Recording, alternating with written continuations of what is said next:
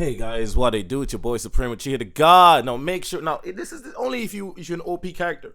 Like them weak characters, we don't. This is the Supreme Clan. We don't mess with weak characters. So if you're a top tier character in the Lucasm world, or in Lucasm, if you're a top tier character in Lucasm, then you're gonna smash that like button and you're gonna subscribe. You already subscribed. I'm sure you already subscribed before I even said it, you already subscribed because you're a top tier character. If you fodder, if you one of them Eugene ass motherfuckers like with them, you know what I'm saying? If you one of those like Logan ass motherfuckers, if you one of those dudes, then it makes sense that you ain't subscribed and you ain't like the video yet. You know what I'm saying? It's crazy. It's crazy. I can't help you. I can't help you. We don't mess with those dudes. You know what I'm saying? We don't mess with those dudes out on this side. You know what I'm saying? Anyway. Now I want to talk about somebody. I want to talk about a meeting. I want to talk about two characters. I want to talk about how it happened. I want to talk about when it happened. I want to talk about everything about it, but quickly and short and sweet. When Gunn met Daniel, I just reread it. Chapter 25 and chapter 26. I don't know. I can't remember if it went as far as chapter 27, but it basically happens in two chapters. Daniel is at the school. He's new at the school, and there's like a bidding thing for I think the fashion crew is doing it or some shit. And basically they're bidding, and you get to take somebody on a date, and it's kind of to raise money and yada yada yada. And this chubby ass girl is bidding on Daniel, and she going ham. Crystal pulls up and starts bidding. This is the hot Crystal, not the. Sorry, I can't say hot. The attractive Crystal, not the the real Crystal. You know what I'm saying? That still hasn't lost weight, and we ain't seen in I don't know how long. But yeah, so she bids against the other rich girl, and the other rich girl is even trying to bid her bag, but can't, man. 5K was just too much. And she buys Daniel basically for the date. So Daniel's like, oh, thank God I didn't have to go on a date with that one, Thank you for saving me. He goes to Crystal, and Crystal's like, don't look down on somebody because you don't find them attractive. You know what I'm saying? Like, oh, because of how they look. Like, that's fucking disgusting. You know what I'm saying? I don't fuck with that. Obviously, Crystal's like that because Crystal has another body that's unattractive. So, and obviously Daniel does too. And then Daniel sometimes be forgetting himself, especially earlier on in the chapters. He doesn't really do that anymore. But back in the days, he used to really be forgetting himself and getting caught up in the fact that he's a handsome body, until he goes back to his real body and it's like, damn, the struggles in this body are crazy, boy. I should just live as the other body. You know what I'm saying? So that's the kind of the beauty of it here. He gets that, you know what I'm saying, and he understands why Crystal says that. He's like, yo, that's dope. Like, I actually kind of like this girl. Like, this girl is like really legit. Like, and there's this guy behind Crystal with glasses on, tattoos on his hand. Now, initially when I read it like 10 plus years ago, I'm thinking that's just another villain, just another Logan, just another guy. Psst. Super Daniel is in the building. Super Daniel's in the building, is in the cut. So he goes and tries to touch Crystal, but basically to apologize, like, yo, sorry, I didn't mean to be like that. I'm not really like that type situation. Like, it just, you know what I'm saying? Yeah, thank you for, purchasing me, and it's not about the looks, da da da da da. He was trying to explain himself. But with the swiftness and the quickness, Gunn grabs his hand and he's like, yo, no touchy, boy. And Chris is like, yo, chill out, man. And then Daniel slaps Gunn's hand off. And Chris is like, wait, somebody broke Gunn's grip? Like, what's going on? Like, this guy must be tough as hell. Now, Gunn obviously is unwavered, but he's like, oh, maybe if it gotten weaker. You know what I'm saying? I ain't be fighting in a minute. Like, nah, I don't think so. I guess lower. Nah, it can't be that. So he goes to kick Daniel, and Daniel tries to block it.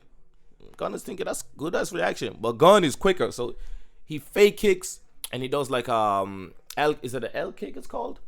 It's like I think it's called an L kick. Am I tripping? But he does he fake kicks and then he kicks higher and gets him right on the neck or the head, and Daniel is down on the floor. But he's like, God damn, bro, did he just switch like that quickly? Now up at this point, Daniel hasn't really been tested by nobody, right?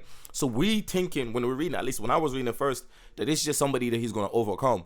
And we're like 500 chapters deep, and he ain't overcome this motherfucker. We just did not realize how busted this guy was. We did not realize that he had a mode beyond that, on top of that. And we did not realize that this guy was just he wasn't even trying, bro. He wasn't even trying, bro. This is the first encounter, and Daniel is on the ground from there. Like, he doesn't even try to get up. He's literally on the ground holding his neck and head. He's like, damn. And obviously, Big Vasco in the cut, man. He pulls up, man. He's the hero after getting one of the best backstories of all time. I don't know if it happens here or before, but I think we got the best backstory of all time. I think it's the best backstory in Lucasm, next to Zach and God Dogs. I think both of them combined. I think them two have the best backstories. But I think Vasco's one might even be better, bro, because that shit, like, wow. You know what I'm saying? I think I cried when I read that shit, bro. No whole cat, bro. And basically, you know, Vasco pulls up. He's like, I don't like my friends getting bullied, bro. I'm not accepting this shit. Square up. Because you know Vasco all about that smoke. Square up. And he gets his hands ready to fight. Bro, Gun don't hesitate. Punch that man straight in the nose. Bow. Vasco's like, take off your glasses. Gun is like, damn, this man just took a fist from me and he wants to fight. So Gun takes off his glasses, and then Crystal's like, danger mode. No. This man might wipe the whole school, bro. At the time, we know, like, we say, Daniel gonna get up, fuck this guy up, or later down in a few chapters, he's gonna fuck this guy up. Little did we know that he was about to massacre this whole school, bro. The principal, the teachers, the undergrads, every single one of these motherfuckers was about to get cooked by this man if he really wanted this smoke, bro. And he was about that smoke right there because he was like, man, I ain't fighting time, bro. Let me stretch a little.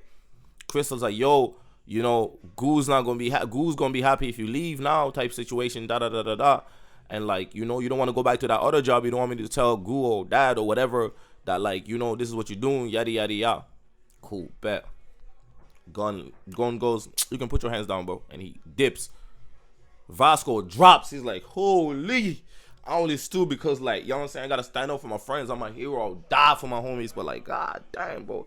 Listen, Daniel, you know, because Daniel was having a hell of a lot of luck because he didn't have technique, but he was having a lot of luck in some of his victories. Like, he's naturally stronger, but he wasn't, like, a superior fighter. You know what I'm saying? But, so he's like, Vasco's like, if we fought again, I don't know if I'll win. You know what I'm saying? I don't know if you win. But if I fight that man, I am not winning. I know I'm not winning. Like, I'm still way too weak to defeat all the villains, because that's Vasco's act.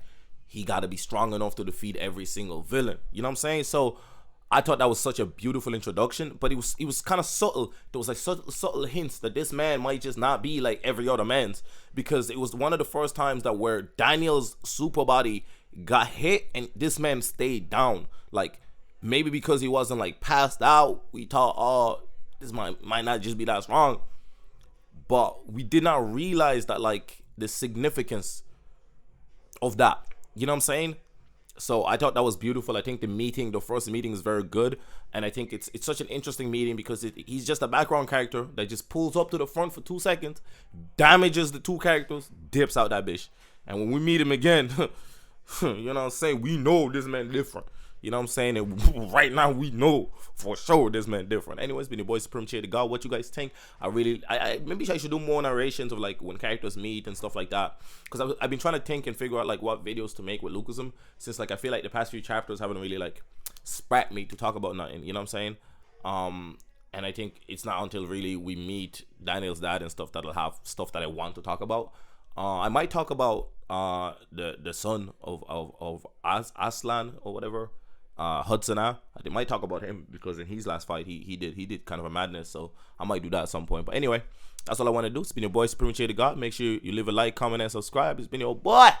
Hey, again, if you father, you ain't like the video. If you father, you obviously ain't subscribe. But if you're a real one,